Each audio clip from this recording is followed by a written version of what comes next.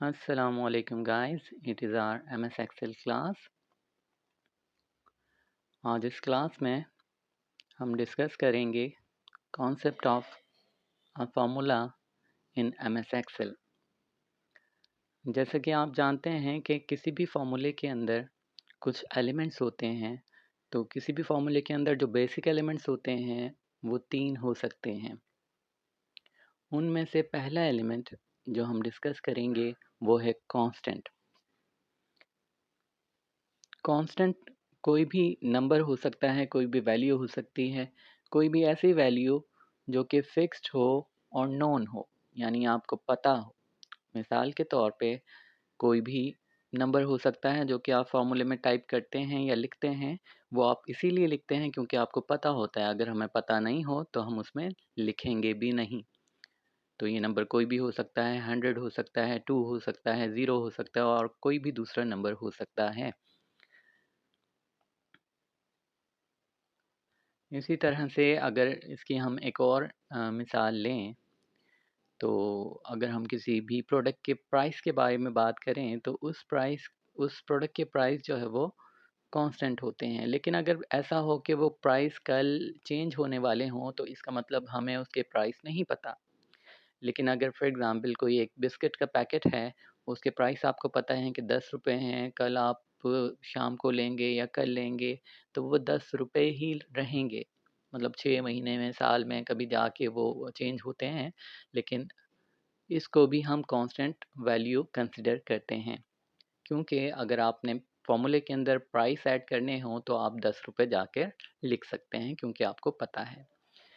इसी तरह अगर हम एक और एग्ज़ाम्पल लें कि अगर फॉर एग्ज़ाम्पल आपको मंथली सैलरी जो पे की जाती है, वो आपको पता है कि आप फॉर एग्ज़ाम्पल 10,000 रुपए लेते हैं, तो अगले महीने भी आप 10,000 रुपए ही लेंगे और उससे अगले महीने भी आपको 10,000 ही पे किए जाएँगे। इसका मतलब ये है कि आपको आपकी सैलरी पता है, तो ये एक कांस्टेंट वैल्यू और आपकी कांस्टेंट सैलरी है।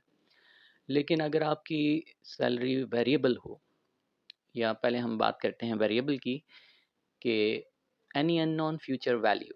एनी अननोन फ्यूचर वैल्यू मतलब जो कि आपको पता नहीं हो, अननोन हो और फ्यूचर में पता लगे, मुस्तकबिल में जाके आपको मालूम हो कि भई इसकी वैल्यू ये है, तो उसको हम वेरिएबल कहते हैं। फॉर एग्ज़ाम्पल अगर मैं कोई चीज़ बेचता हूँ, फॉर एग्ज़ाम्पल मैं एप्पल्स बेचता हूँ और मैं आपको हायर करता हूँ एज़ अ सेल्समैन, और आपसे मैं एक एग्रीमेंट करता हूँ कि आप जो भी हर 100 एप्पल्स पे मैं आपको $1 पे करूँगा।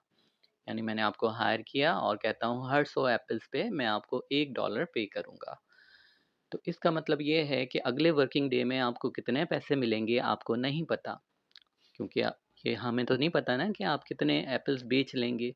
तो उसी के मुताबिक आपको पैसे दिए जाएँगे। तो ये अमाउंट अननोन है, इसको हम फ्यूचर वैल्यू कहेंगे और ये फ्यूचर में आपको दी जाएगी। इसको हम वेरिएबल कंसिडर कर सकते हैं।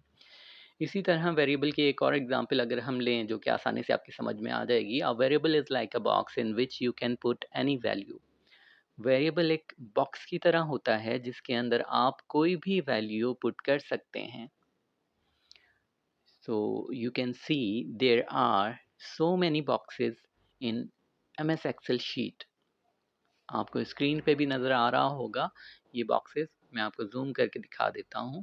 जो ग्रिड लाइंस बनी होती है इन बॉक्सेस के ऊपर, ये काफ़ी सारे बॉक्सेस नज़र आ रहे हैं और हर बॉक्स के ऊपर अगर हम इसको कॉलम कंसिडर करें तो कोई उसका नाम होता है। यानी किसी कॉलम में एम लिखा हुआ है, किसी में जे लिखा हुआ है, तो ए बी सी डी इस तरह से लिखा हुआ है और रॉज के भी कुछ नंबर्स हैं। तो फर्ज करें there are 3 boxes in front of you in which you can put any value. तो 3 बॉक्सेस मैं आपके सामने रखता हूँ, इसमें आप कोई भी वैल्यू रख सकते हैं।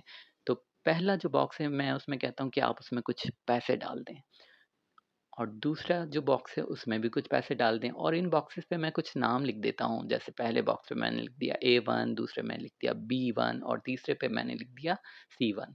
तो पहले बॉक्स में आपने 10 रुपए डाल दिए, दूसरे बॉक्स में आपने 30 रुपए डाल दिए। अब मैं आपसे कहता हूँ कि ये 10 रुपए और 30 रुपए निकालें और C1 यानी तीसरे बॉक्स के अंदर डाल दें, यानी उसके अंदर जमा कर दें। तो उसमें हो जाएँगे 40 रुपए। तो आपका यहाँ पे फ़ॉर्मूला बना 10 + 30 = 40। यानी ये फॉर्मूला हम एज अ वेरिएबल हम एक्सेल में लगाते, तो हम वेरिएबल क्या यूज़ करते, A1 plus B1 is equal to C1। Maths में अलजेब्रा में वेरिएबल हम कंसिडर करते हैं A B C X Y Z, इस तरह के हम वेरिएबल्स लेते हैं। लेकिन एम एस एक्सेल के अंदर यही वेरिएबल्स हैं, A1 B1 C1। और कोई भी ऐसा एड्रेस हो सकता है जहाँ पे भी एक्सेल का कोई कॉलम और रॉ जो है इंटरसेक्ट करती है जिस सेल के ऊपर, एक बॉक्स के ऊपर, इन बॉक्सेस को हम सेल्स कहते हैं, तो उसका जो एड्रेस होता है वो आप फॉर्मूले में लिखते हैं। अच्छा जी, अब अब अब हम आगे अगर चलें तो फॉर्मूला एक्सेल में हम यही फॉर्मूला इस तरह से लगाएँगे कि इज़ इक्वल टू से स्टार्ट करेंगे और A1 प्लस B1 लिखेंगे और एंटर कर देंगे। ये फॉर्मूला हम लिखेंगे C1 के अंदर। इसी तरह से अब हम बात करते हैं फंक्शंस की। तो किसी भी फॉर्मूले के अंदर जो फंक्शन हो सकते हैं वो बेसिकली 4 फंक्शंस होते हैं, प्लस, माइनस, मल्टीप्लाई, डिवाइड, यही फॉर्मूले में चल रहा होता है। चलें अब फ़ॉर्मूला हम अप्लाई करके देखते हैं। एक सिंपल सा फ़ॉर्मूला लगाते हैं। सबसे पहले मैंने लिखा इज़ इक्वल टू, फिर मैं लिखता हूँ 3 प्लस 3, तो मैंने इंटर कर दिया तो ऊपर 6 आ गया। दूसरा फ़ॉर्मूला लगाया इज़ इक्वल टू 3 माइनस 3। तीसरा फ़ॉर्मूला लगा रहा हूँ is equal to 3 multiply, star को मल्टीप्लाई कहते हैं एक्सेल के अंदर, 3 इंटर कर दिया। उसके बाद is equal to 3 divided by 3, ये हमने एंटर कर दिया। तो इसमें मुझे क्योंकि पता था वैल्यूज़ को, तो इसीलिए मैंने फ़ॉर्मूले के अंदर 3 और 3 ऐसे लिख के एंटर कर दिया है। अब मैं आपको एग्ज़ाम्पल देता हूँ एमएस एक्सेल के अंदर वेरिएबल की। तो यहाँ पे साइड में 2 कॉलम्स बनाए हैं, उसमें कुछ वैल्यूज़ लिखी हुई हैं।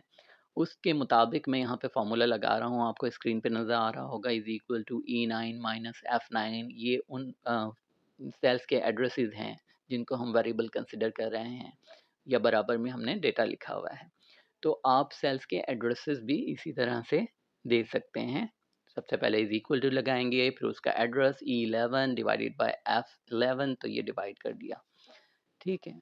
तो ये हमने एग्ज़ाम्पल देख ली वेरिएबल फ़ॉर्मूला किस तरह से अप्लाई करते हैं एमएस एक्सेल के अंदर। Thanks for watching. Please like and subscribe for new videos.